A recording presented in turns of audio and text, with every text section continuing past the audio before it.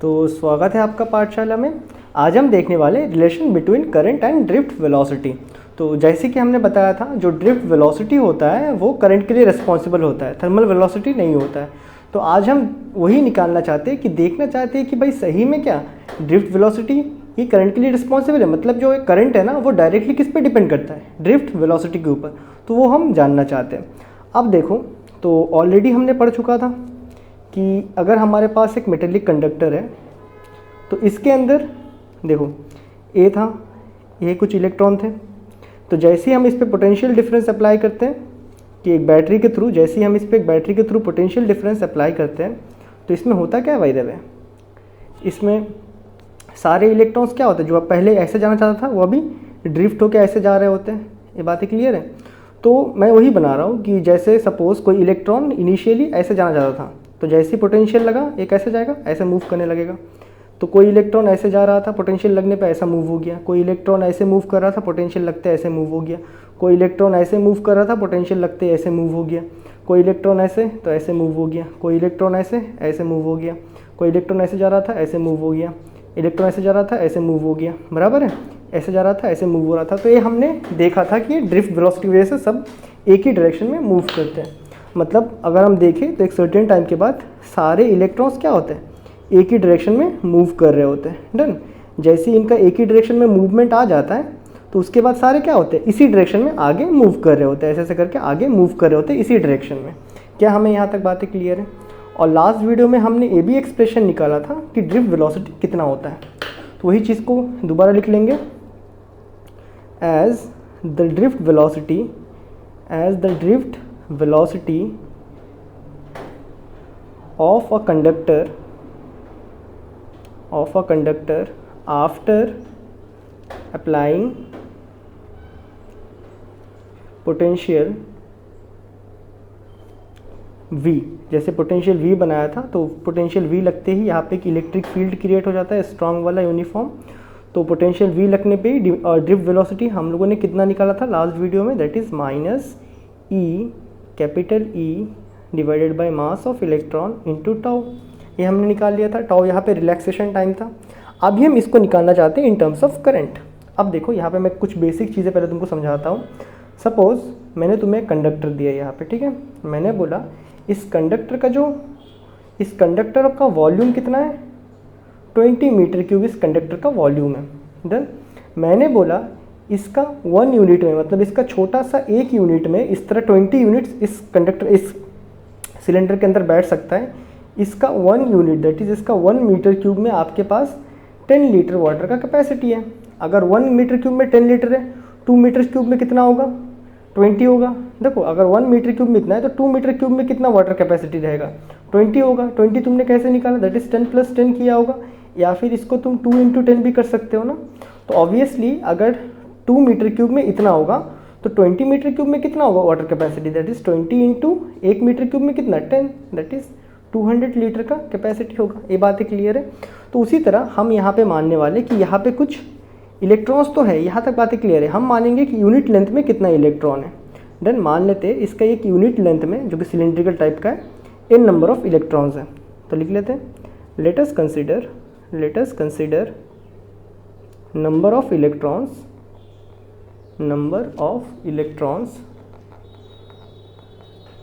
in a unit volume, एक unit volume में, एक छोटा सा यूनिट वॉल्यूम में n है। And length of the conductor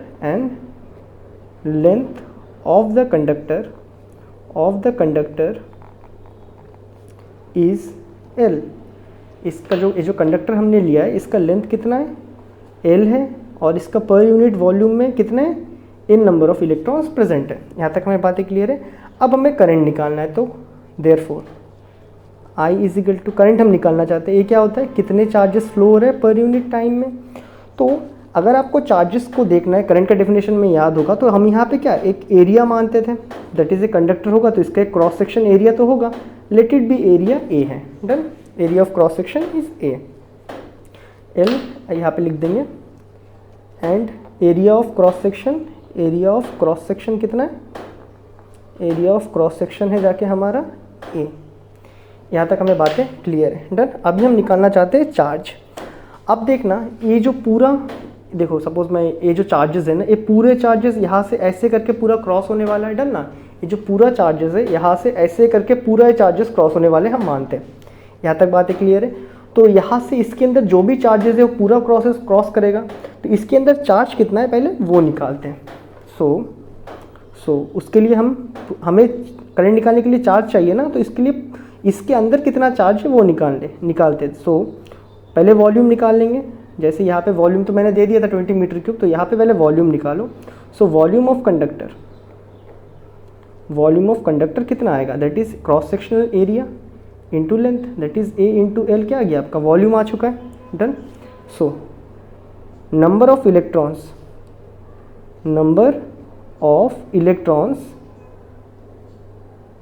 in conductor में कितने सारे इलेक्ट्रॉन्स हैं। तो जैसे यहाँ पे 1 मीटर क्यूब में अगर 10 लीटर्स था, तो यहाँ पे 1 मीटर क्यूब में कितने इलेक्ट्रॉन्स हैं, n नंबर ऑफ इलेक्ट्रॉन्स हैं। तो पूरा इस वॉल्यूम में कितना होगा, जैसे यहाँ पे 1 मीटर क्यूब में 10 था, तो पूरा 20 मीटर क्यूब में इसको बस हमने मल्टीप्लाई किया था, 20 इंटू यूनिट वॉल्यूम में कितना है। तो so number of electron in conductor, इसका एक यूनिट में n है, पूरा कितना है, AL इसका वॉल्यूम है, तो इसका कितने इलेक्ट्रॉन हो जाएंगे, दैट इज n, एक यूनिट में कितना है, इंटू इसका वॉल्यूम AL। तो A हो जाएगा तो तुम्हारा क्या है, NaL, इतने सारे इलेक्ट्रॉन है। सो अब निकालते। सो चार्ज ऑन कंडक्टर पे कितने चार्ज है, चार्ज ऑन कंडक्टर पे क्या आ जाएगा, यहाँ पे कौन मूव कर रहे हैं, इलेक्ट्रॉन्स मूव कर रहे हैं। इलेक्ट्रॉन पे चार्ज क्या होता है, माइनस चार्ज होते हैं, दैट इज जो भी चार्ज होगा, चार्ज ऑन कंडक्टर कितना आएगा, इतने सारे इलेक्ट्रॉन्स हैं, उनके नेगेटिव चार्जेस माइनस ई, नेगेटिव ई इलेक्ट्रॉन के चार्ज NaL। ये बातें क्लियर है, माइनस ई NaL। तो ये क्या हो गया, ये हो गया total number of electron, 10 electron है, 10 इलेक्ट्रॉन पे कितने चार्ज होंगे, -10 कूलम, मतलब -10 इलेक्ट्रॉन का चार्ज होगा ना। तो इलेक्ट्रॉन का चार्ज के टर्म पे लिख दिया मैंने माइनस ई NaL। तो इतने हो गए चार्ज ऑन कंडक्टर। क्या हमें यहाँ तक बातें क्लियर है। अब देखो मैं क्या मानने वाला हूँ, ये जो तुम्हारा चार्ज है ना, ये जो है ना, तो सपोज ये मेरा गेट है, डन, ये मेरा गेट है, यहाँ समझाते हैं, ये इसी को समझते हैं। तो डन, इसके अंदर क्या है, चार्जेस है, ये चार्जेस एक गेट के through, area of cross section के थ्रू पास करने वाले हैं। तो यही गेट ऐसे धीरे धीरे करके पूरा यहाँ पे पास हो जाएगा। तो जब पूरा पास हो जाएगा, तो अभी देखो इसका लेंथ L था, तो जब ये पहला इलेक्ट्रॉन जब यहाँ से यहाँ तक पास करेगा तब भी कितना L ही हुआ होगा ना, क्योंकि जब ये पूरा पास कर चुका होगा तब ये वाला जो पिछला है यहाँ पे आ चुका होगा, सामने वाला यहाँ चले गया होगा, तब भी L अमाउंट ऑफ हुआ होगा। यहाँ तक हमें बातें क्लियर है, डन। अब हम निकालना चाहते हैं time. So time taken to cross the, कितना टाइम लगता है क्रॉस करने में, क्रॉस सेक्शनल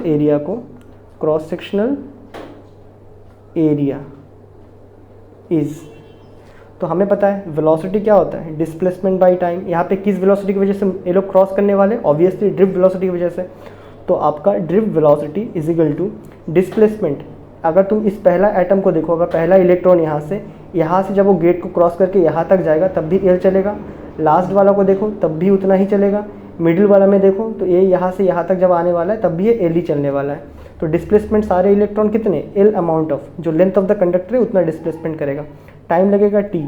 अब यहाँ से ये जो लास्ट इलेक्ट्रॉन है, इसको यहाँ से इस गेट को क्रॉस करने में जितना टाइम लगेगा वही मैं टाइम मान लेता हूँ कि सबका उतना ही टाइम है। सो यहाँ से तुम अगर टाइम निकालो जो कितना टाइम लगता है इन सारे चार्जेस को इस पर्टिकुलर क्रॉस सेक्शनल एरिया को पार करने में, तो कितना हो जाएगा, T is equal to L/VD, drift velocity. यहाँ तक बातें क्लियर है। सो एज वी नो हमें पता है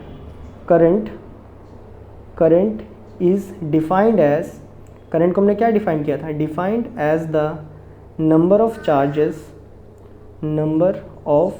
charges pass through a cross section in a unit time. ये हमें पता है, यही होता है हमारा current. So I is equal to क्या होता है, Q/T। तो जब ये सारे चार्जेस यहाँ से यहाँ क्रॉस करे होंगे तो कितने चार्जेस क्रॉस करे होंगे, जितने चार्जेस इसके अंदर में थे, इसके अंदर कितने चार्जेस थे, -E n a l divided by time कितना लगा होगा, L डिवाइडेड बाई VD। यहाँ से L कट जाएगा, तुम्हारे पास क्या निकल के आएगा, -n को पहले लिख दे रहा हूँ, इस n को पहले लिख रहा हूँ, E a v d, A V D drift velocity है। डन। सो हमारे पास करंट आ जाएगा कितना, current I is equal to -NE-a-v-d। अब देखो n क्या है, नंबर ऑफ इलेक्ट्रॉन, जितने इलेक्ट्रॉन रहेंगे वो तो कांस्टेंट है। E क्या है, charge on electron, constant. Area of cross section, constant. Drift velocity, यही वेरिएबल है ना, मतलब क्या है, अगर तुम कोई भी एक कंडक्टर को लोगे तो ड्रिफ्ट वेलोसिटी किस पे डिपेंड करता है, पोटेंशियल पे। इसका मतलब है, मतलब potential in the sense electric field पे डिपेंड करता है। डन ना, एक ही बात है, ठीक है। तो जो करंट होता है वो डायरेक्टली डिपेंड करता है तुम्हारे ड्रिफ्ट वेलोसिटी पे। So current is directly depends on drift velocity. और हमें पता है ड्रिफ्ट वेलोसिटी किस पे डिपेंड करता है, वो करता है रिलैक्सेशन टाइम पे। तो इसका एक और रिलेशन, अच्छा एक और चीज़, तो करंट का वैल्यू यहाँ पे नेगेटिव आया है और हमने पहले से ही मान के रखा है करंट क्या होता है, पॉजिटिव चार्ज का फ्लो होता है। पॉजिटिव चार्ज का फ्लो क्या होता है, in the direction of electric field, इस तरफ फ्लो होता है। सो इसको थोड़ा चेंज करते हैं, as we know current flow मतलब पॉजिटिव चार्ज का फ्लो होता है। उसको अगर मैं इलेक्ट्रिक फील्ड के टर्म पे लिखूंगा तो कैसे लिखूंगा, as we know current flow in the direction of electric field. Current का डायरेक्शन क्या होता है, in the direction of electric field, कहने का एक ही मतलब है, इलेक्ट्रिक फील्ड की तरफ क्या पॉजिटिव चार्ज मूव कर रहा है। हमने ऑपोजिट में नेगेटिव में निकाला था, तो इस तरफ निकालेंगे तो क्या आएगा, पॉजिटिव में आएगा। डन, बस वही बोल रहा हूँ मैं यहाँ पे, NE-a-v-d। तो इस फॉर्मूले को, अच्छा V-D कैपिटल D लिख देते, नहीं तो ना D का ना कुछ डायमीटर वगैरह लगता है। सो V-D। डन। तो ये होता है तुम्हारा ड्रिफ्ट वेलोसिटी, किस केस में, अच्छा करंट का relation in terms of drift velocity. अगर वो क्या कर रहा है, पॉजिटिव चार्ज मूव हो रहा है, और इसी फॉर्मूले को हम यूज़ करेंगे, तो बस डेरिवेशन के लिए दिया गया है। डन, यहाँ तक बातें क्लियर है। एक और इम्पॉर्टेंट रिजल्ट जो आप निकाल सकते हो, जैसे हमें पता है ड्रिफ्ट वेलोसिटी रिलैक्सेशन टाइम पे डिपेंड होता है। तो अगर मैं यहाँ पे एक छोटा सा सब्सटीट्यूशन कर दूँ, देखना ज़रा। ऑल्सो अगर मैं VD की जगह में बस चेंज करूँ तो I इजिकल टू NE, ये तो था A, ठीक है, A। VD कितना है हमारा, E capital E into mass of electron into tau. तो तुम यहाँ से देखो I का एक और फॉर्मूला निकलता है, NE² AEm/τ। सो यहाँ से हम देख सकते हैं एक और चीज़, जो करंट होता है वो डायरेक्टली डिपेंड करता है तुम्हारे रिलैक्सेशन टाइम पे। क्यों, हमने देखा था ड्रिफ्ट वेलोसिटी रिलैक्सेशन टाइम पे डिपेंड करता है, रिलैक्सेशन टाइम टेम्परेचर पे डिपेंड करता है। जैसे कि ऐसे बात करते हैं, रिलैक्सेशन टाइम टेम्परेचर पे डिपेंड करता है, और ड्रिफ्ट वेलोसिटी तुम्हारा रिलैक्सेशन टाइम पे डिपेंड करता है, और करंट ड्रिफ्ट वेलोसिटी पे डिपेंड करता है। तो कुल मिला के सारे क्वांटिटी एक दूसरे के ऊपर डिपेंड करता है, और कुल मिला के किस पे डिपेंड कर रहा है, रिलैक्सेशन टाइम के ऊपर डिपेंड कर रहा है, और जो कि फर्दर टेम्परेचर पे डिपेंड करता है। तो इसलिए याद रखना, जैसे ही टेम्परेचर बढ़ेगा तब करंट में फ्लैक्चुएशन आने वाला है। यहाँ तक बातें क्लियर है। डन। तो ये था कुछ इसके इंपॉर्टेंट फाइंडिंग। तो ये था आपका relation between current and drift velocity. Done. तो आप अगर डेरिवेशन करोगे तो आप चाहे तो इस पार्ट को ओमिट कर सकते हो, डायरेक्टली आप यहाँ से शुरू कर सकते हो। तो आई होप आपको ये वीडियो बहुत बढ़िया से समझ आया होगा, और मैं मिलता हूँ आपसे नेक्स्ट वीडियो में। तब तक के लिए गुड बाय।